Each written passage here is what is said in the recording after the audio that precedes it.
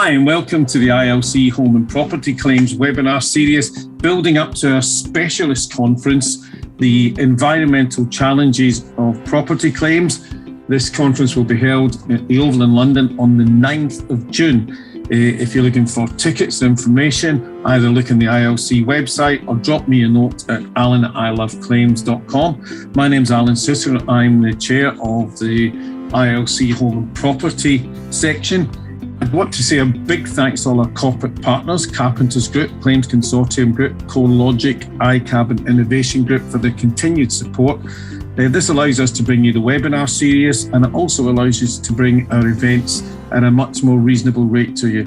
ILC, of course, is an organisation which for a number of years now has been bringing us some ideas and thought-provoking challenges from you, the claims people. We're not the people with the ideas, it's your world and the changes and moves forward that we can make, usually the ideas of people from all places within our process.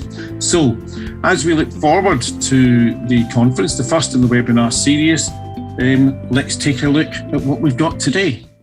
And in this webinar, which is the second in the series in the run-up to the Environmental Challenges and Property Claims Conference on the 9th of June, we're going to take a look at the damage restoration area.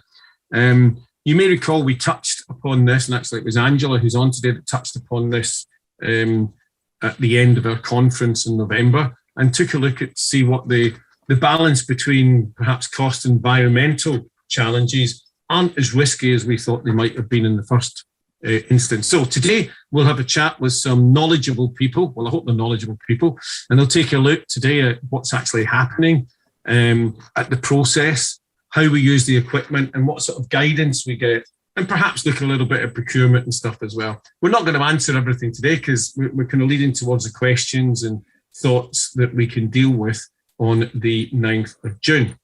So who are our experts today?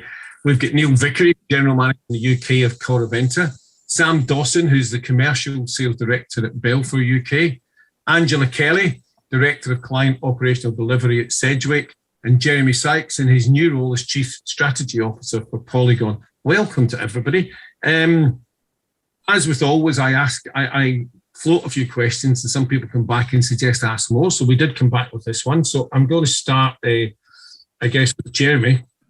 Jeremy, are you observing any positive changes across the industry to drive environmental change? And since you've got a wider role now, you can cover both the UK and perhaps a wider geographical area for that. Yeah, thanks, Alan. Thanks for the opportunity to come on. Yeah, I mean, we're seeing a lot of activity for starters. That's got to be good. I think people have been paying lip service and kind of greenwashing for many, many years, and we're actually seeing people start to take decisions on purchasing based on a good environmental performance. It's interesting to see that insurers are seriously starting to talk about science-based targets in the SBTI initiative. And a lot of people, though, I see in insurers are kind of counting only their own emissions, or they're counting the emissions they make by sitting in an office rather than necessarily the downstream emissions, which is, to me, not really the right calculation to be doing. But what we are seeing is that certain insurers are starting to take it very seriously and are trying to think about how what they do and what they instruct and the direction they put claims makes a difference to overall performance. Just to touch on where the UK is compared to other countries, I would say we're in the top third is what I would see in terms of real action. Everybody's talking about it in certainly all the countries Polygon operates in about 17. But in some countries, I would say, for example, in Germany, there's talk, there's very little action actually amongst what's going on. We're sort of finding that we're talking to people about it, about what we're doing, and it's kind of new to many of our customers. In Denmark, in Norway, it's very serious and pretty advanced. And if you aren't doing lots and lots of things, then you're unlikely to be selected as suppliers. So they're really putting their money where their mouth is. So that's kind of where I see it's good to see stuff going on. It's an interesting sort of aspect broader than the UK. Neil, what are you observing? You've seen positive changes in the industry? Yeah, I think initially I was reiterating what Jeremy was just saying about our position in Europe and how we're leading or in the top third. I think that's about the right sort of proportion. Certainly from my colleagues in Norway, etc., they set the example, and some of the things that we should be doing, they do as standard. But I have seen over probably the last couple of years a change from and within our industry about how effective we are and how we are looking at the environmental impact we cause. We've seen a large increase in people being interested in remote monitoring, for example, and the benefits that can do. Reducing unnecessary visits to site, reducing miles travelled, and reducing the disturbance to policyholders during the design process as well. We're all trying to future-proof our businesses as we move on, and I think this is part of why we're all looking at it. And certainly what Angela was saying when we were at the Isle of Claims conference in November, I think it opened a few eyes within the room to be aware that this is something we need to take seriously, because insurers are now taking it seriously as well. But yes, I think there is being a sea change, and we are moving in the right direction for once. Okay. Angela, we've sort of referred to what you said, and I'll come back to it in a later question about the balance between environmental and cost.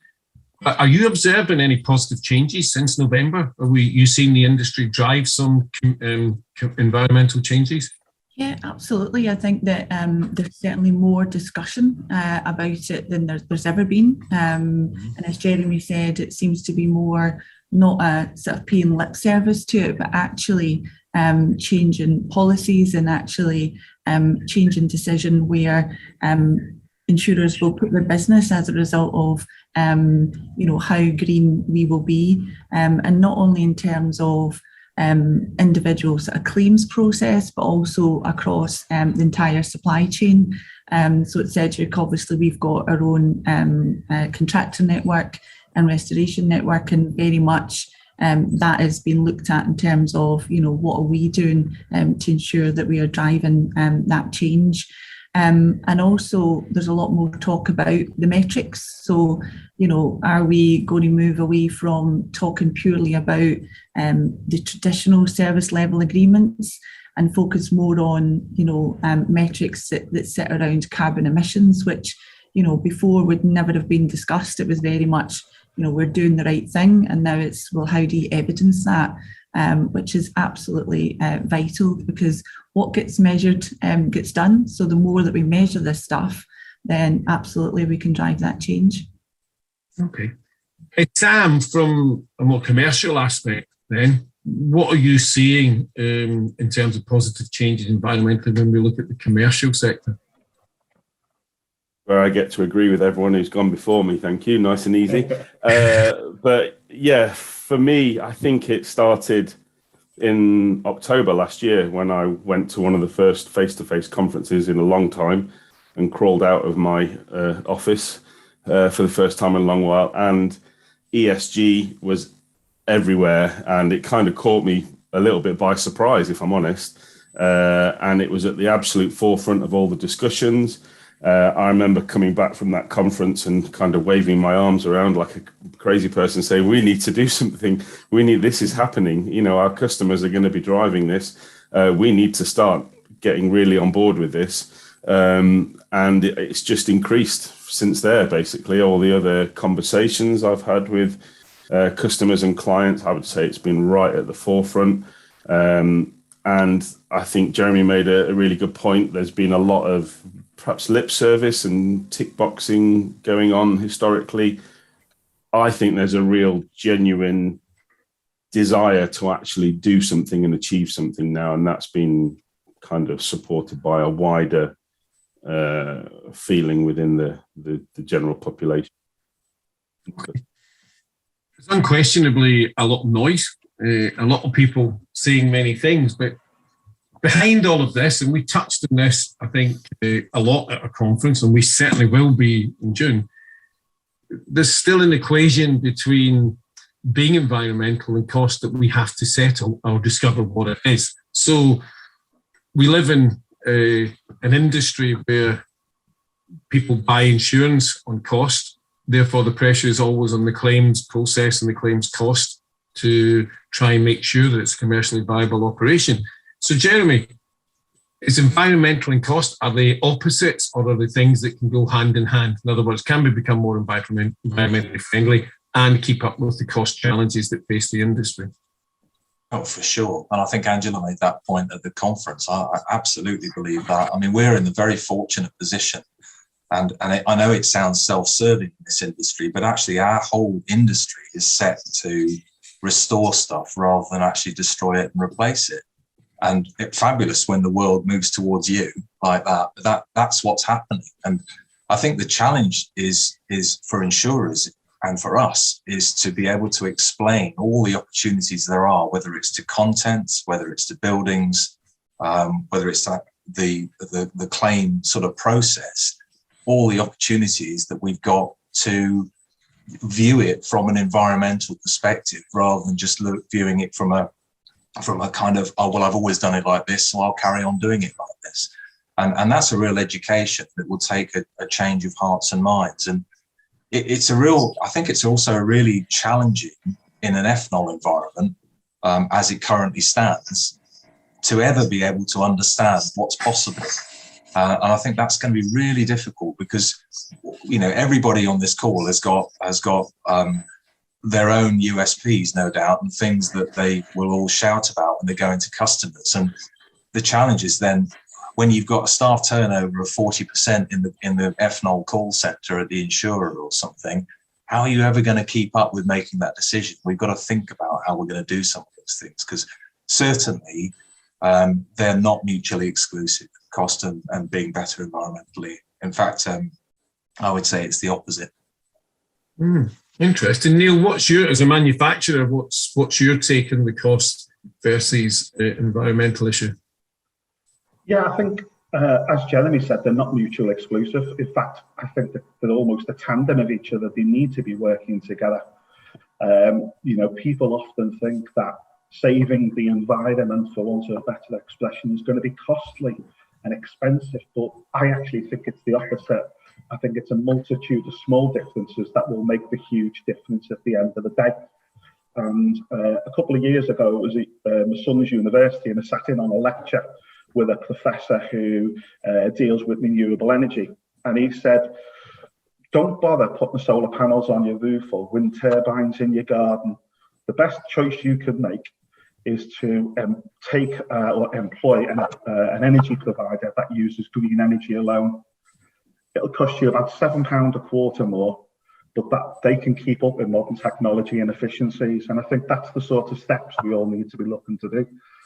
But I think not only as individuals, but as companies, we all have a duty to see how we can reduce the impact we all have on the environment.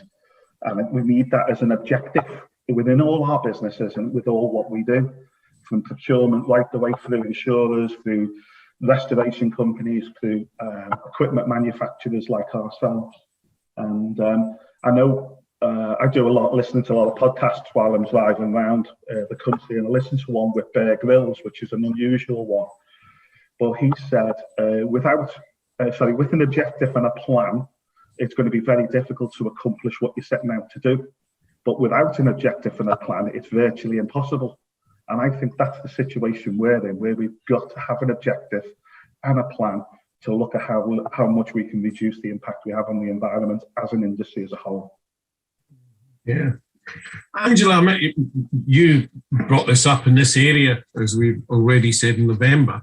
And in essence, it was about taking significant steps and decision making within the process quicker.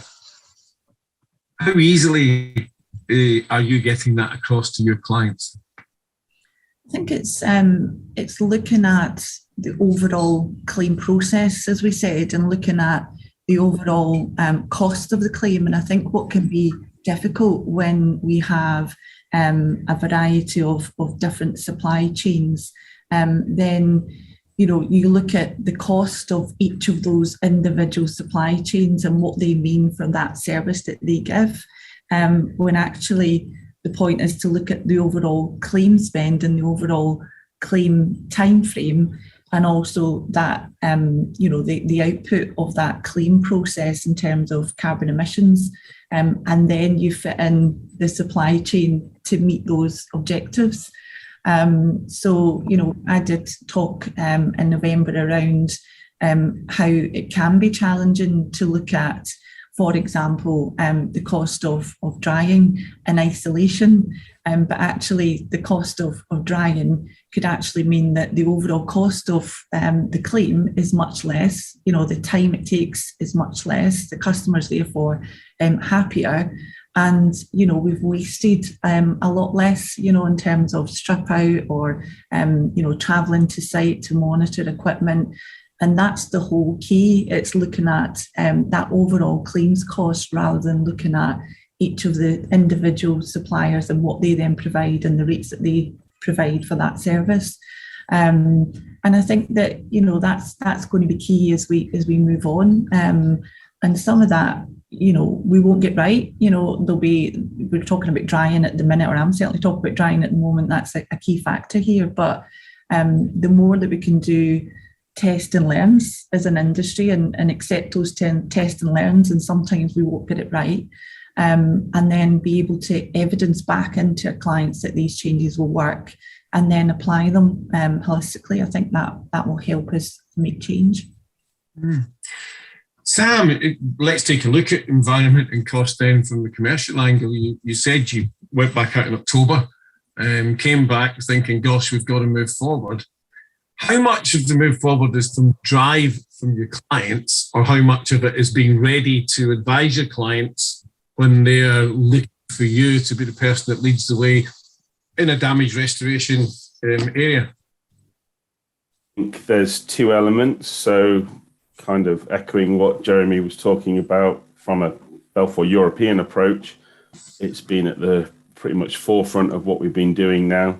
And there's very much a European approach to how we're doing it in reducing our carbon footprint and taking the science-based targets and going through scope 1, scope 2, scope 3, etc., and trying to share those best practices. So I think that's, in terms of what can we do, focusing at that company level is probably the best starting point.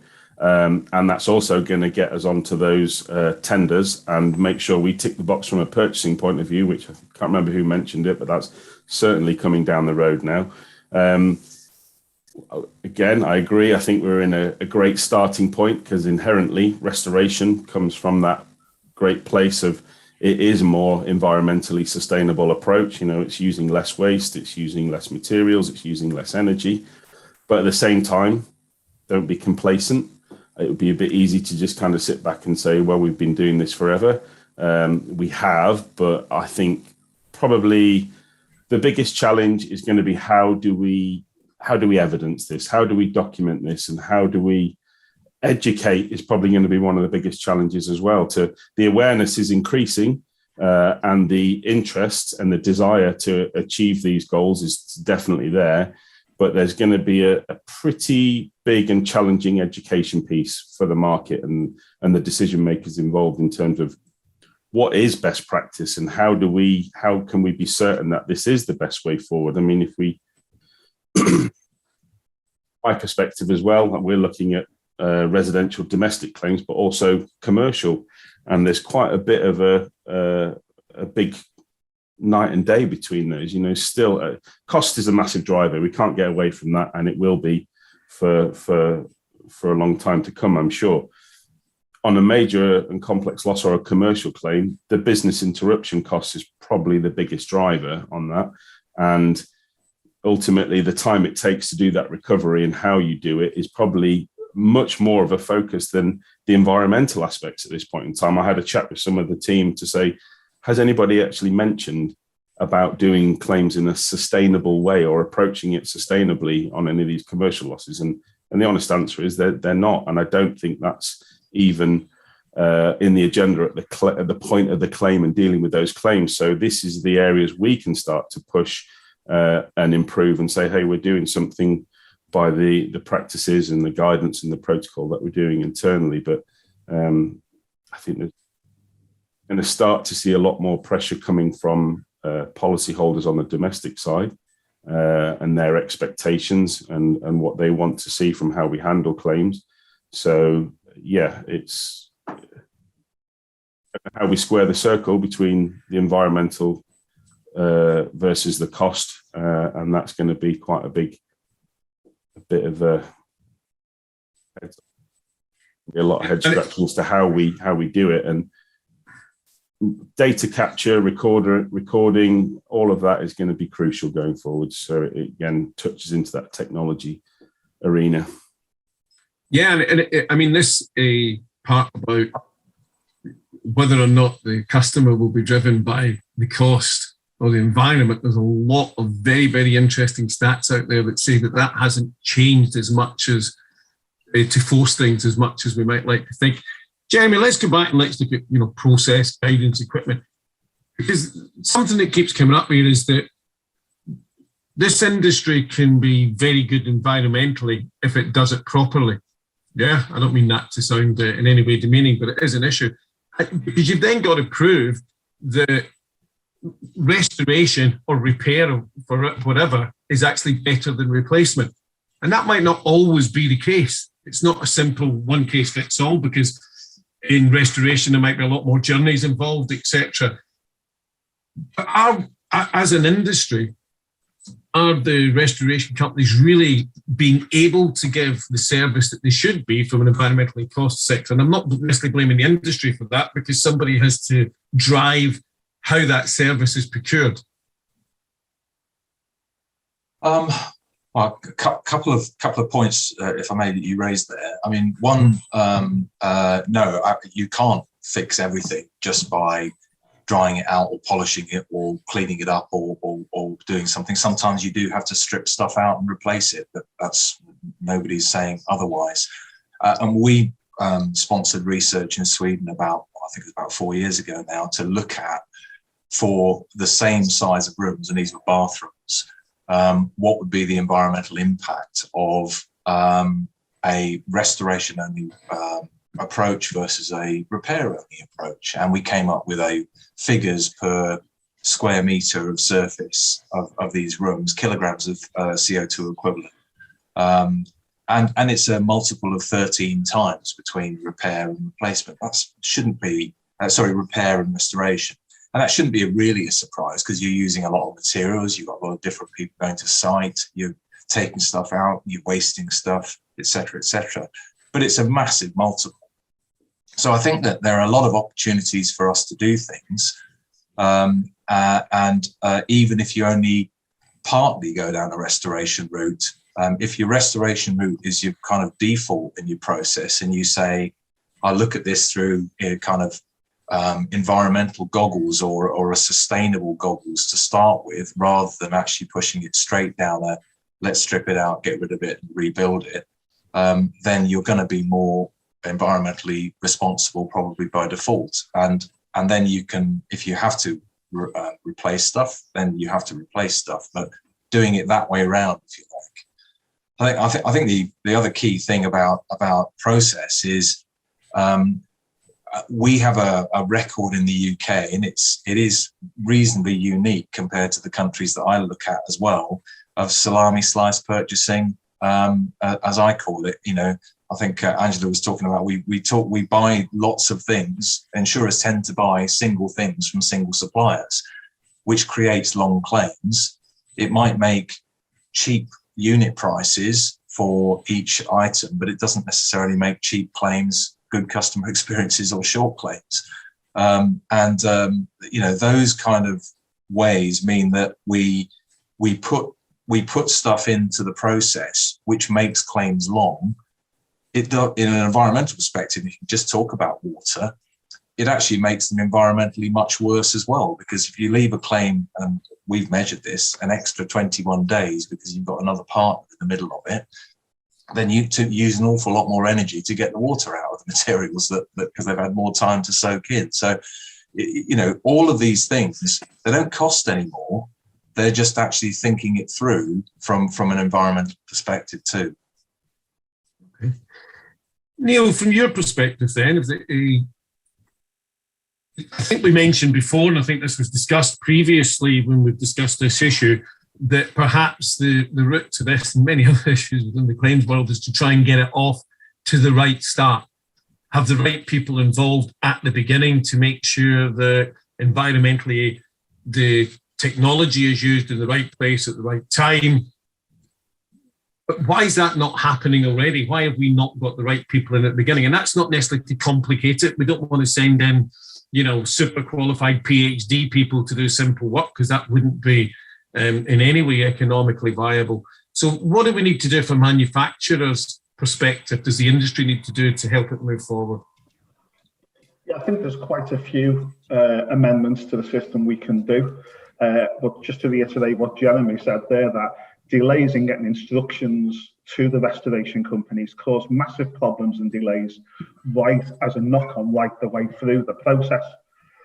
But if we can get the restoration technicians out, and it's very similar to what Angela said in the conference, if we can get them out right at the start of the claim, so at least they can get in and start doing some holding work or some enabling work to start the claim process, it will save a multitude of callbacks and delays later on in the process. And I'm sure Sam and Jeremy will back me up on that. But, moving on from that, once we've actually got the claim, if we deal with the claim smarter as an industry, the savings are enormous. We recently done a small trial, and I'll reiterate it was a small trial with one of our customers where we said, okay, let's act smart as we possibly can on this job and almost ignore how much reward we're getting from the insurers to do it. So we've done a few jobs, and basically we use remote monitoring, we use the right equipment at the right time, turn the equipment on and off at the right time, and actually won the claim as smartly as we possibly could. And on those few claims that we did, we found a 40% reduction in the miles travelled by the damage restoration company, and a £65 saving on energy consumption. Now, if we can expand that right through the industry and continue that, I think the difference we could make is remarkable. The saving in CO2 emissions that creates can be passed on right through the network and right through the whole organisations. And it's just a learning curve, really. And let's test it, prove it, and analyse it. And I think that's really what we need to do. The other point that I did mention on there was using the right equipment at the right time. And I know I keep reiterating this every time I speak to anybody, but it's so critical to what we're trying to achieve that we're using equipment that is suitable for the purpose that we're trying to resolve. Okay. That's all interesting stuff from both of them, Angela, but this also drops back to one of the more basic issues that we've highlighted, which is, are people going to trust each other sufficiently to run the process properly? Can we change the procurement that allows the right person to be in at the front? And can we then allow the expert to get on with the job? We don't want huge technical explanations. This is, if I'm an insurer and I appoint somebody to do the job, I've done my due diligence, I expect them to be technically proficient anyway. So how quickly can we move towards getting the right people up front, making sure that the stuff that Jeremy talked about and Neil talked about in terms of the right equipment at the right time and getting equipment, how quickly do you think we can move there? I think we've already started to move to a different approach where certainly from an adjusting perspective, previously it was always get the loss adjuster out there first. The loss adjuster has to be on site. The loss adjuster has to determine, policy liability. We don't want to start to make decisions on claims, because then once we've made decisions on claims, then we're liable for the full cost. And certainly that was something that I was passionate about, probably going back 3 years ago now, where we said, by doing all of this, we're actually, again, creating delays in the process. Customer doesn't know if the claim's covered. There's more damage happening at the property. And part of the solution was to use technology by getting experts to get their eyes into the property. So we do more remote visits, even before COVID. And that's putting the expertise at the front end to get the eyes into the property to then decide, look, this is absolutely covered. There's no concerns here. Now what we want to do is get the restorers out and actually start to protect the fabric of the building. And even if there is, you know, a potential claim issue, we can still start to protect the fabric of the building. We can still start to do things, as long as we are not absolutely, you know, ripping that property out.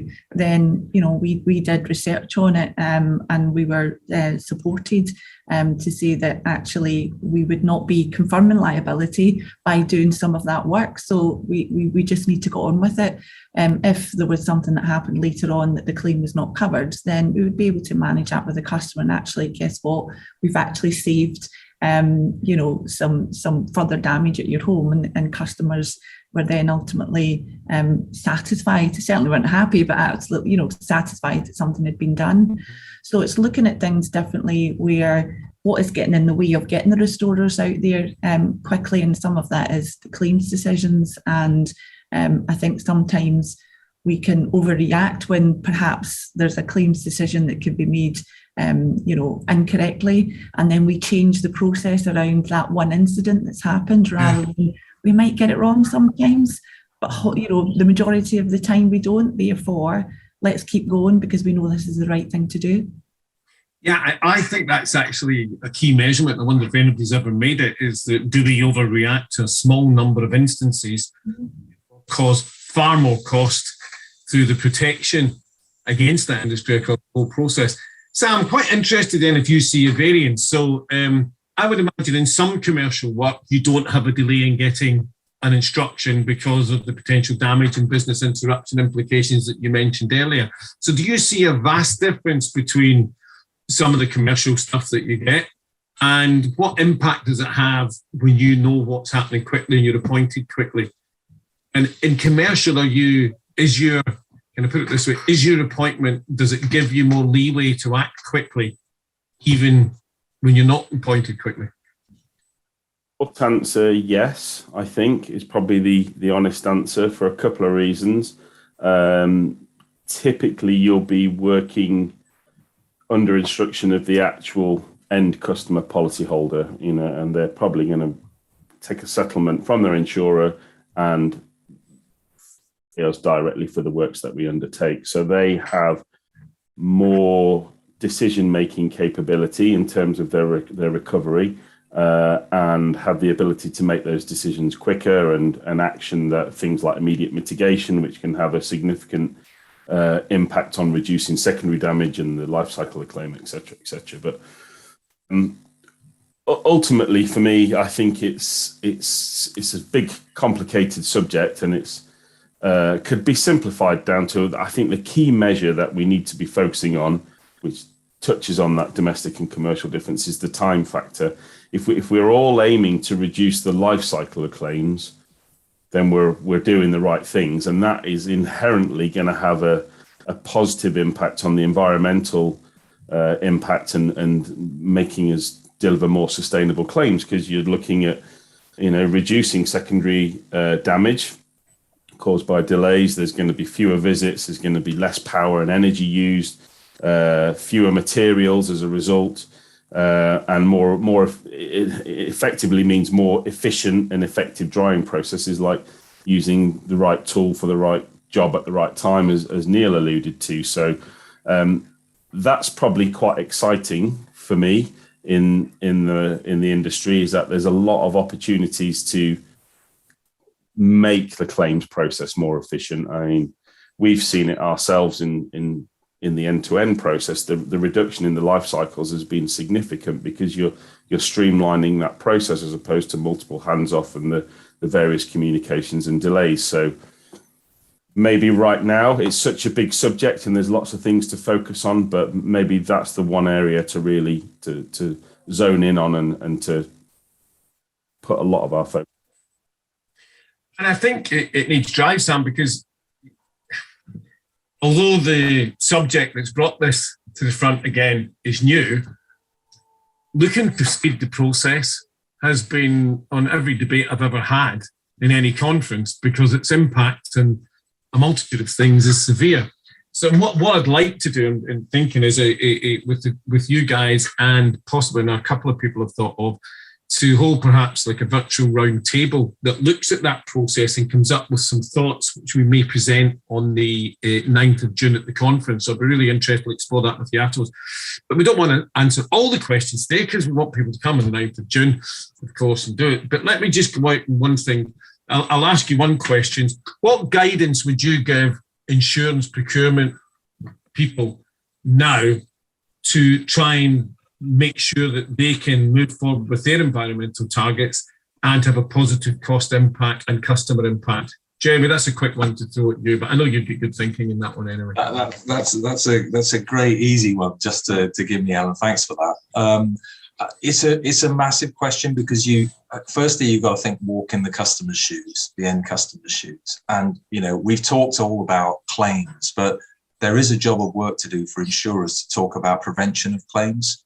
And, there's a lot of technology floating around. Some of it is actually good. Some of it is just not terribly good, I would say, in order to try to prevent some claims. And there are opportunities to do some of that stuff.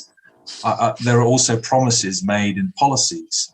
And I guess if we carry on saying to everybody and setting expectations about new for old on all contents on everything, then by the time any of us get through the door to say, do you know what, we can French polish that table and it doesn't have to be thrown away and repaired, then somebody said, oh, no, it says new for old in my policy. I want a new one of those. So there's a bunch of stuff which is perhaps outside of our remit that others with on a higher pay scale have got to actually think about and make a difference to. When it comes to kind of what we do, I will mention the two words that nobody's yet mentioned: cash settlement, because I can't get through one of these without saying that. If one was a cynic, and of course I'm not, one might think that insurers could avoid and show shorter claims by cash settling a lot more. That would then also make it look like that their carbon footprint was lower if they were looking downstream at it.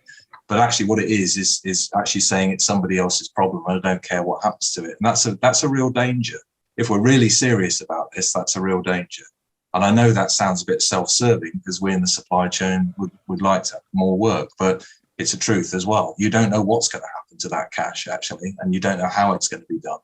But it's probably not going to be done but with perhaps the professionalism of some of the people in the businesses on this call. So there's a whole bunch of areas, and I'm afraid I can't even scratch the surface of some of those, Alan, because it's a big subject that we've been wrestling with for a long time and working on.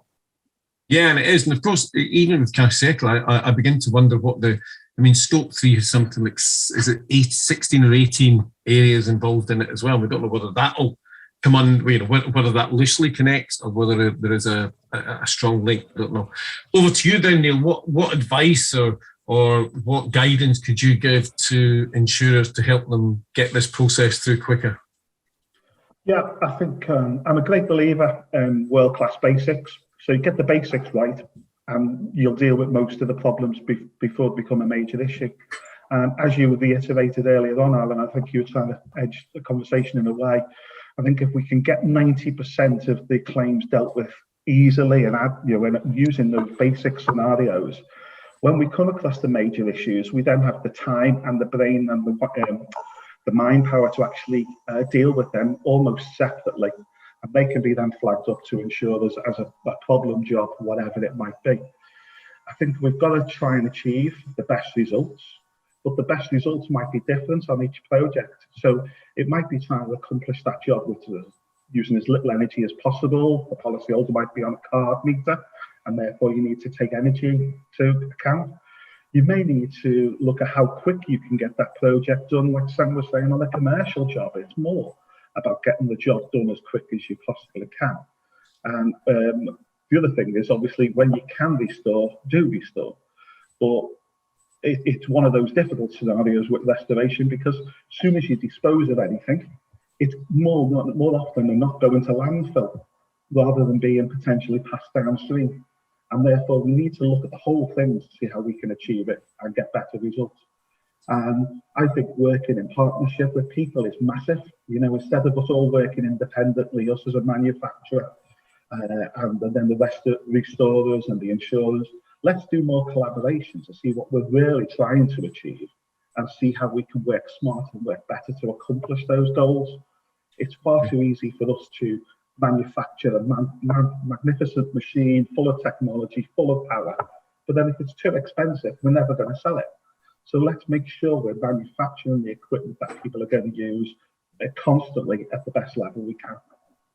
Yeah, and I think that working together is a point that Jeremy made right at the very beginning, which salami or vertical procurement, what you want to do, it doesn't really allow that to happen much. So Angela, from your perspective, if you go to clients just now, I don't want you to give away any secrets about how you present it, but what are the biggest things that they can do to help you deliver these environmentally cost results to them? I think just to touch very much on what Jeremy was saying around that customer piece, and this is a longer tail. This is probably not an immediate answer or anything that we can influence today, but that whole customer piece around, the point of sale, what they get as part of that policy, can then really very much flow into the claims process. And by changing customer behaviour, and you've got to do it in incremental steps, and the customer's got to understand, well, what do I get out of this as a result of this change? Then we can absolutely give those examples about restoring furniture is actually the better thing for the customer, that then has the add-on benefit for the environment. The other point I'd like to make is around technology. I think that most insurers, as are we're all keen to get that digital straight through processing piece, which is absolutely what customers will want. But it's using technology to also help us make the right decisions on claims, and to help triage claims, I think is where we need to invest that technology to help support claims handlers and support that lack of experience that can be out there at first notification of loss. And making sure that we use the technology in other ways to help drive the claims get to the right people at the right time, and then we can deploy, as we've said earlier, the right equipment. So I would say customer and technology are the two areas that we continue to focus on. Sam, what about you? What do you think the fundamental changes you could be asking your customers that they can undertake that would help you deliver these results to them? It's going to be a bit of a combination of people's comments here, I think, from before, but I think my advice would be, number one, well, when we're talking about purchasing and procurement, trust is such a huge element in it. So topic of what we're dealing with today, I think, number one, choose suppliers that are aligned to your values, your objectives, your goals. I think for as long as I can remember, when we were doing that at Balfour, it's quite a nice, simple, neat and tidy Venn diagram. Minimize the cost, reduce the life cycle, improve the customer experience. There's a fourth element to add into that now, which is are they aligned to your ESG objectives? So that's something we've all got to be in mind of. But if they can do that first and foremost, tick those very important boxes now. Are they doing all those right things? Are they measuring the things that you need to do? All these elements which we're becoming more and more aware of nowadays.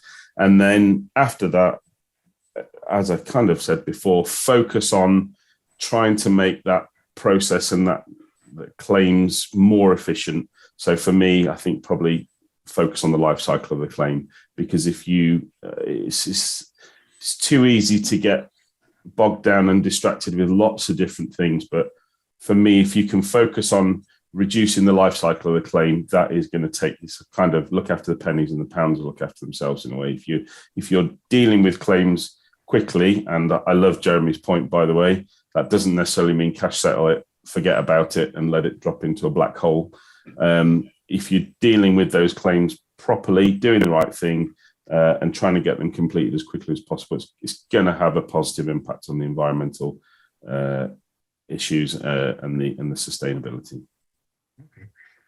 Thanks for everybody for that. A couple of things. I think on the cash settlement thing, it's not an answer all the time, and it's not necessarily a big marketing answer at times to the customer, especially when we live in a world today where it's difficult to get people to repair anything anyway, from a number of factors. So what I'd like to do is, as I said earlier, I think we'll hold a round table, a virtual round table with a few guys and a few others, and try and take a look and see if there are really some positive indicators or a variance of positive indicators, because there's no single answer, that we might be able to move forward, or at least suggest to a lot of the people at the conference on the 9th of June.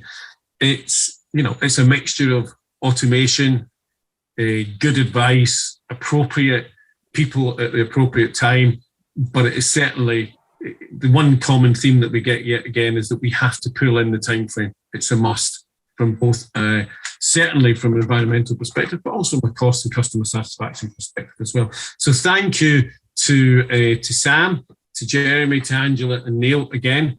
We will be back with more webinars in this series. In the meantime, if you get any thoughts or suggestions after today, just drop me a note at alan@iloveclaims.com. You've been listening to an ILC Home and Property Claims webinar looking towards the environmental challenges of property claims conference on the 9th of June at the Kia Oval. Thanks to all of our corporate partners. If you want to know more about ILC or would like to attend this conference, please contact me at alan@iloveclaims.com. It'll be good to hear from you.